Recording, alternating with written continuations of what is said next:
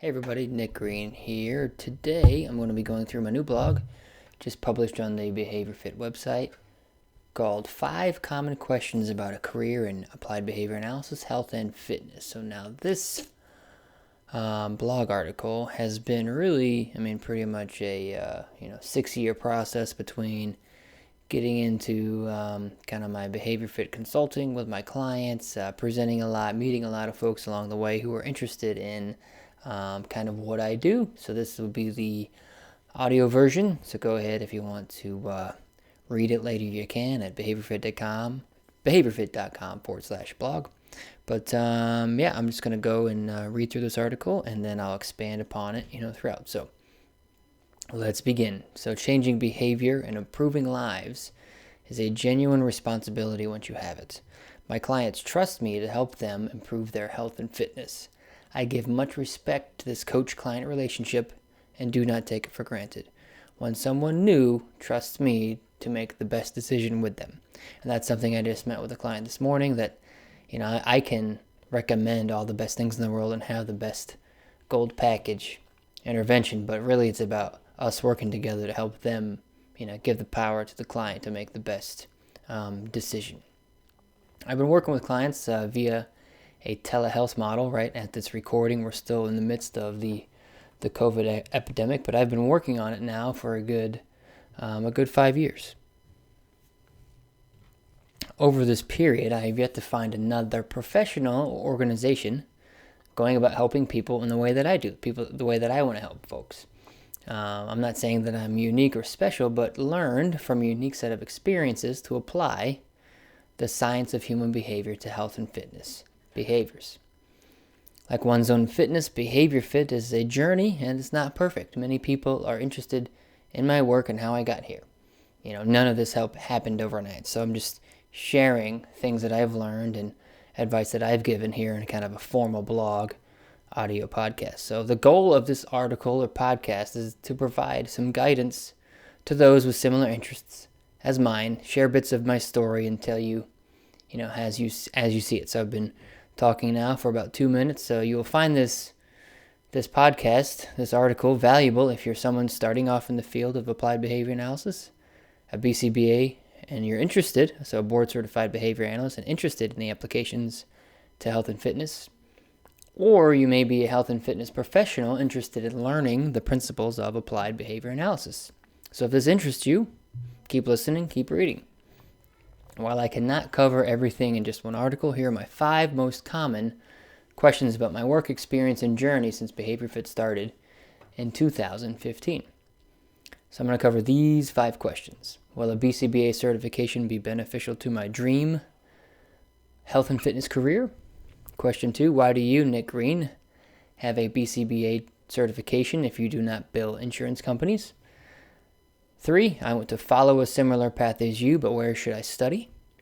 4, are you accepting Practicum Students? And 5, how do I start a career in health and fitness using the principles of behavior analysis? So I hope that you find these insights helpful. Again, these are just my experiences, expertise, right? You see in the Twitter handles, all opinions are mine. So here's a brief review of the field and its terms. So the BACB, the Behavior Analyst Certification Board, is a credentialing body that certifies master's level graduates with a certification that designates these test takers and test passers as behavior certified board analysts. Whoa, I need to fix that typo. It's board certified behavior analyst. That's funny.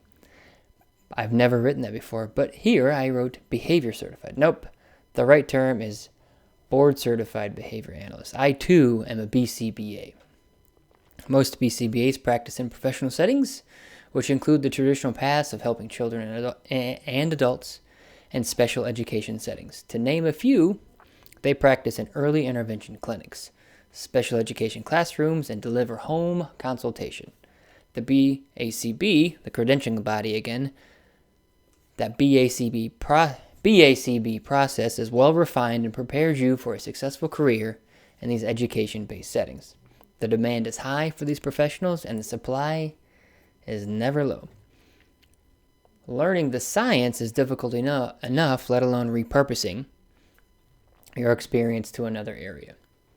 So here is why I say I think we need some exemplars. So although a couple of research articles give professional guidance on stepping outside of these high demand professions, there's no real practical, quote, how-to guide on exemplar company to follow. So I did stuff, learned, figured it out, still have things to figure it out. Really, nothing is ever figured out, right?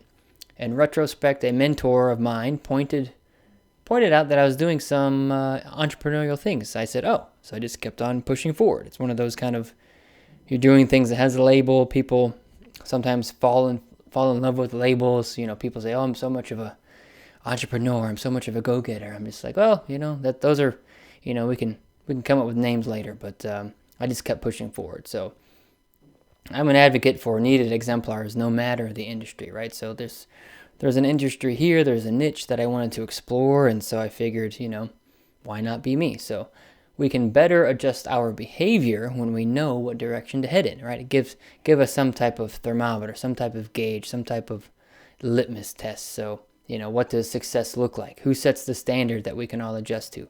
Am I even close? Again, when I started BehaviorFit, there were no exemplars that I could really turn to, so I wanted to create something, and I went.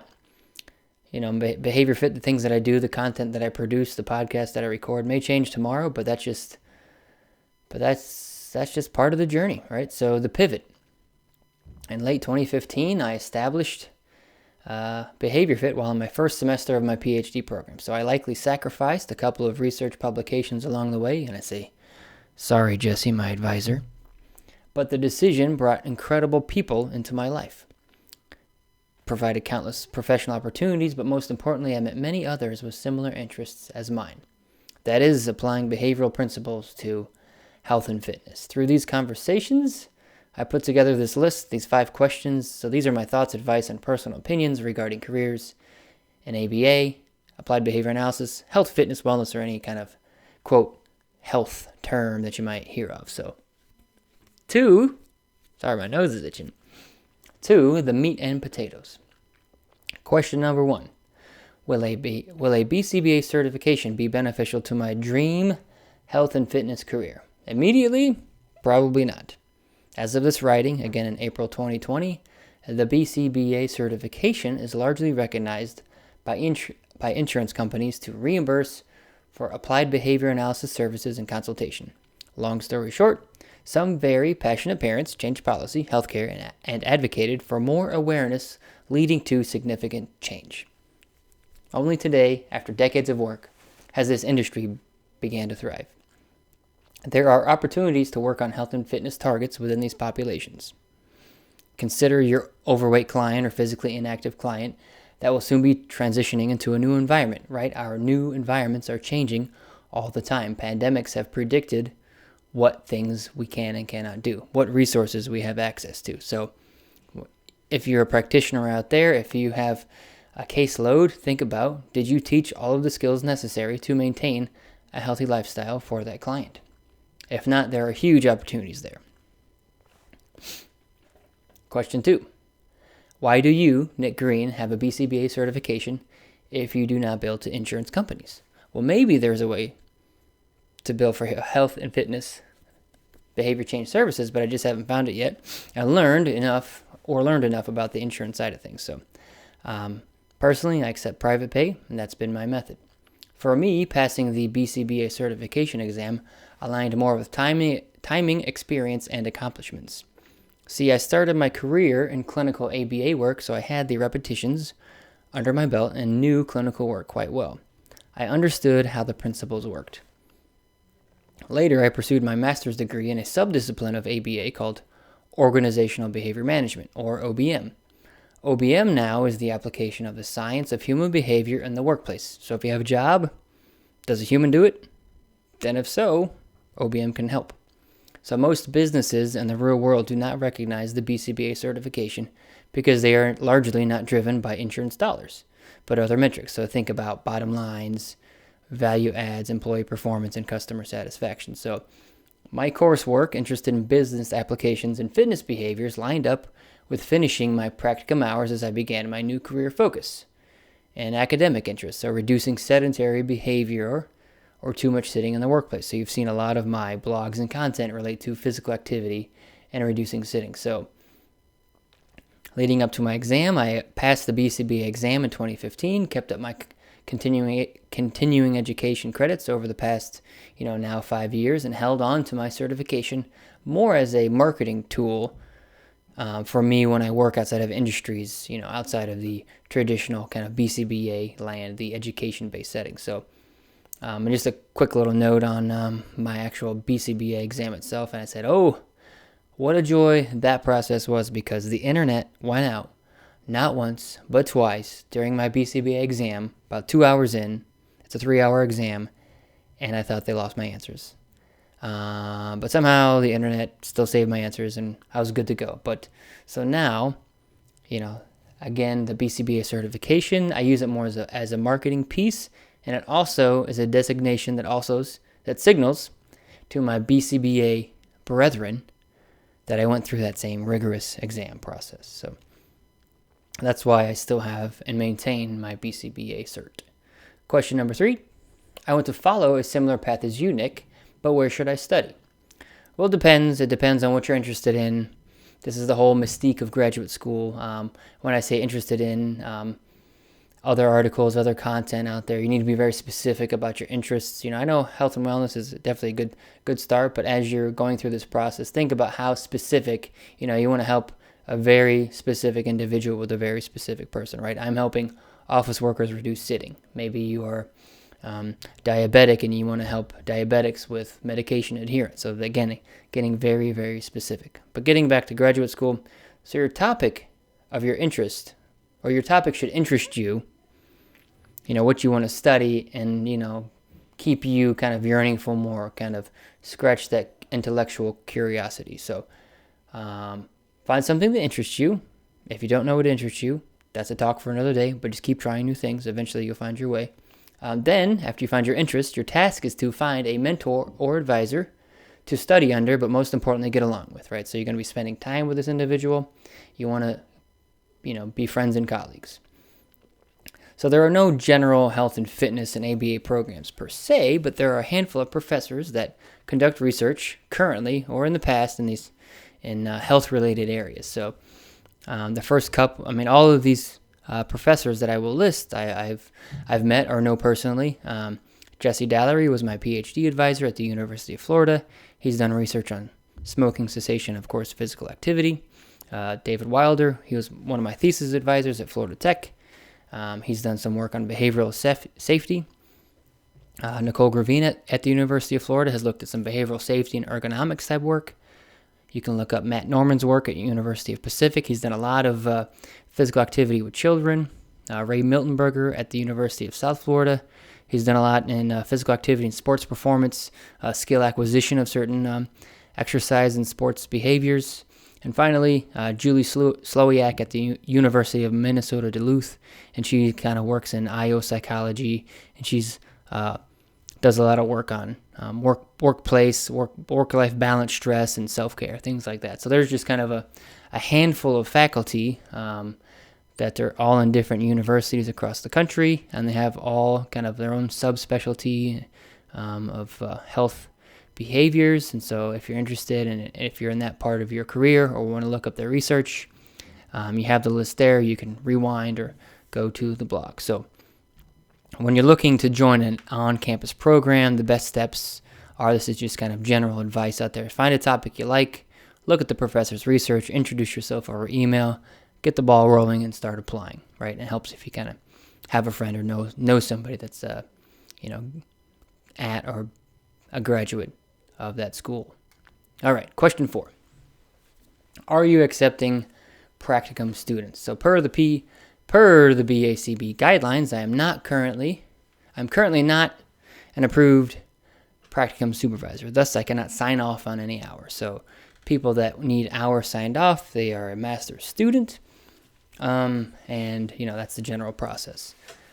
However, over the years, students and BCBAs reach out to me for guidance.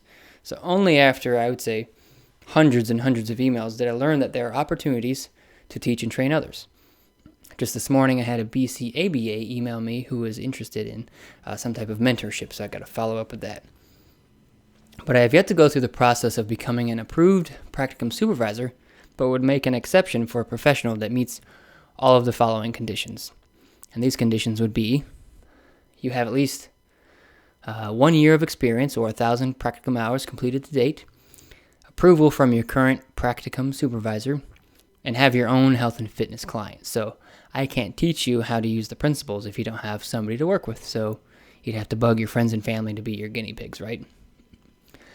So if you're that special person, you can reach out to me directly, nick@BehaviorFit.com, and maybe we can look at how I can maybe help you get closer to understanding how to apply the principles to health and fitness behavior. So outside of the BACB Practicum guidelines, I do coach and train others on a case-by-case basis. So just to review, under this question 4, there are 2 options. I would consider becoming an approved Practicum supervisor if the right mentee came around, again with those earlier criteria, and I coach and train others as I see fit, yet not following any specific rubric or set of guidelines, but you would receive coaching based on my expertise and what I perceive as kind of your skill deficits and what gaps you need in becoming a professional in this space. So just a quick, this question kind of bounced around different topics there, but are you accepting Practicum students? The answer is no, but I do coach and train others. If you're interested, feel free to reach out. And the last question, question 5, how do I, probably the most common wanted to know final question that comes in all shapes and sizes, how do I start a career in health and fitness using the principles of behavior analysis? Well, the short answer is it takes a lot of work. And the long answer is it takes a lot of hard work. So your career success depends on your background, knowledge, and experience. How much training do you have? How much of that training is related to your dream job? Have you thought about what your dream job is? What's your vision? Have you thought about a vision? Do you have a mission statement? Do you have a goal? Who do you want to help? The list goes on and on. You need to go start looking for those questions, basic kind of entrepreneurship 101 type of work, homework. You need to have those answers, down, like the back of your hand, so they say. So over the past several years, I've recognized that there are 4 types of people with a specific barrier that kind of are interested in this kind of career path of health, fitness, and ABA. So person type 1 would be the registered behavior technician or frontline therapist, those that are kind of applying the principles of ABA, with kids and adults in special ed settings. So this person is new to the field of ABA and is interested in health and fitness. You're out there, you're listening. The barrier for this group is that you're not fluent in the behavioral principles and you often lack overall experience. So what I'll do here is go over the barriers of each of these 4 groups that I've found, and then I'll offer solutions. Group number 2, BCBAs that are interested in health and fitness. So the barrier here is that there's no applied experience or oversight or general knowledge of kind of health behavior change. Group 3, you may be a BCBA with training in health and fitness certifications, but a barrier is that you have no clients, not sure where to start, and have no applied experience. And group 4, this could be you if you're a personal trainer or a health professional looking to cross over and use ABA principles in your practice with your current clients. But the barrier for you is that you have no formal training in behavioral principles.